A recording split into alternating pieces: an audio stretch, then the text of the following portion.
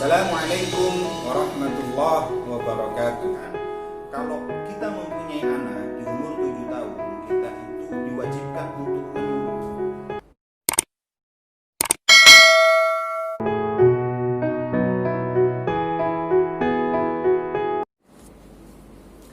Assalamualaikum warahmatullahi wabarakatuh.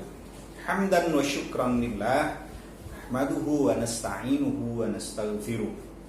Alhamdulillah, para pemirsa yang budiman, kita berjumpa lagi di channel Ar-Tarumah Tahfidz Ar-Rasyada Mulia. Tentunya untuk melanjutkan belajar bareng dalam kajian fikih kita berdasarkan kitab Matan Fathul Qorib atau disebut dengan Taqrib. Kemarin dijelaskan sholat itu ada 5 bab sholat, terus waktunya sholat, berapa rakaatnya sholat, kita sudah diterangkan semuanya menurut kitab ini. Nah sekarang kita masuk syarat wajibnya sholat. Faslun, ini adalah fasa, ini adalah bab. Wa syaraitu wujubis sholati, adapun syarat wajibnya sholat, salah satu asya'a, ada 3 perkara. Yang pertama al-islamu, wajib Islam. Yang nomor 2 wal bulughu, wajib baligh. Wal aqlu, wajib mempunyai akal. Wa huwa haddut taklifi, itu adalah batas orang mukallaf. Baik para pemirsa yang budiman, kita terangkan satu persatu. Syarat wajibnya sholat, adapun syarat wajibnya sholat, orang itu wajib mengerjakan sholat itu yang bagaimana, orang yang bagaimana. Nah, syarat wajibnya sholatnya ada 3. Yang pertama orang itu harus Islam. Tentu Islam itu rukunnya ada 5. Yang pertama baca syahadat, mengerjakan sholat, mengerjakan zakat, dan puasa di bulan Ramadan, juga menunaikan haji di Baitullah. Yang nomor 2 adalah wal bulugh, orang itu sudah baligh. Nah, batas baligh itu kalau misalkan laki-laki sampai keluarnya, sampai bisa mimpi basah atau keluarnya mani. Kalau perempuan itu sampai haid. Tapi di kitab yang lebih dasar lagi, di Mabadil Fikih, itu menerangkan kalau kita mempunyai anak di umur 7 tahun, kita itu diwajibkan untuk menyuruh untuk mengerjakan sholat.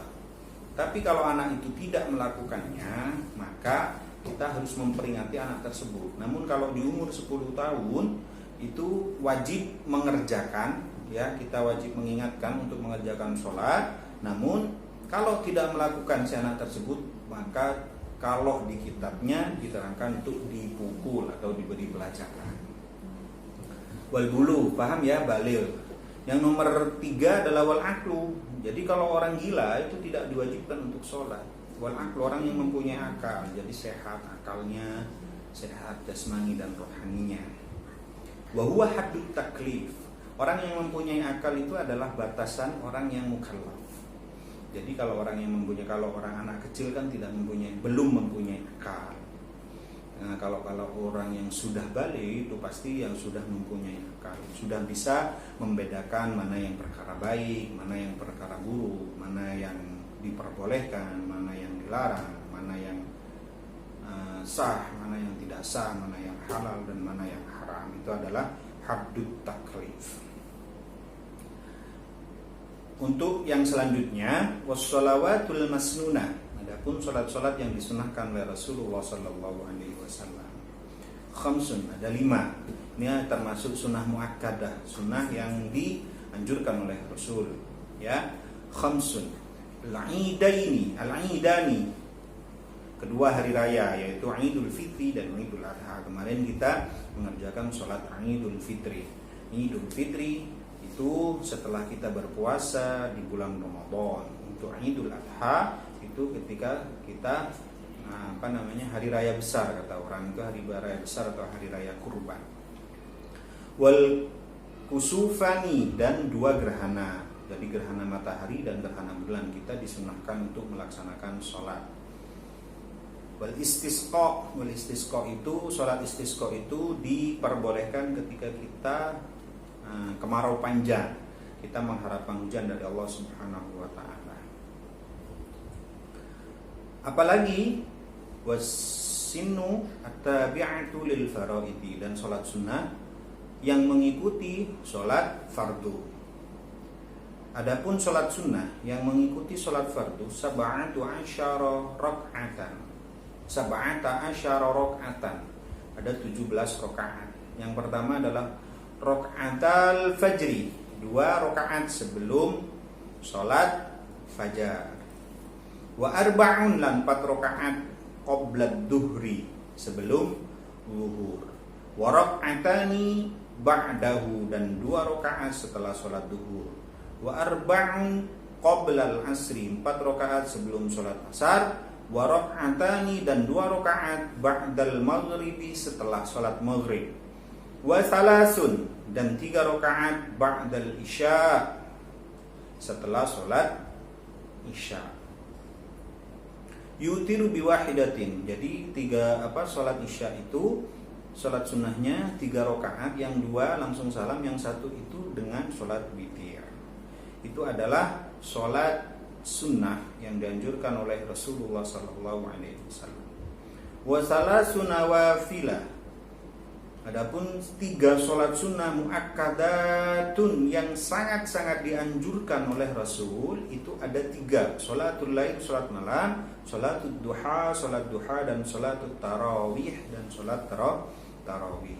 Artinya sholat sunnah ini, arti dari sunnah tersendiri itu, pemirsa yang budiman, itu kalau dikerjakan kita mendapatkan pahala, namun kalau tidak dikerjakan kita tidak mendapatkan dosa. Tapi sangat dianjurkan oleh Rasulullah SAW. Kita kalau misalkan lagi longgar, lagi santai, dan lagi tidak padat pekerjaan kita, baiknya kita mengerjakan sholat yang telah dianjurkan oleh Rasul Muhammad SAW. Sholat sunnah ini ibaratkan itu adalah benteng dari sholat fardu kita.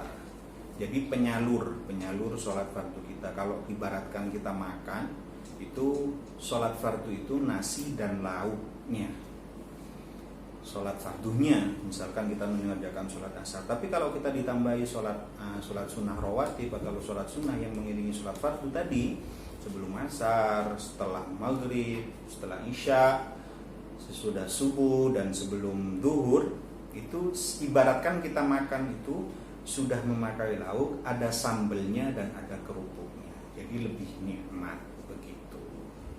Paham ya para pemirsa yang budiman? Itu adalah sholat sunnah yang dianjurkan oleh Rasul Muhammad SAW. Semoga bermanfaat. Akhirul kalam, billahi taufiq wal hidayah. Assalamualaikum warahmatullahi wabarakatuh.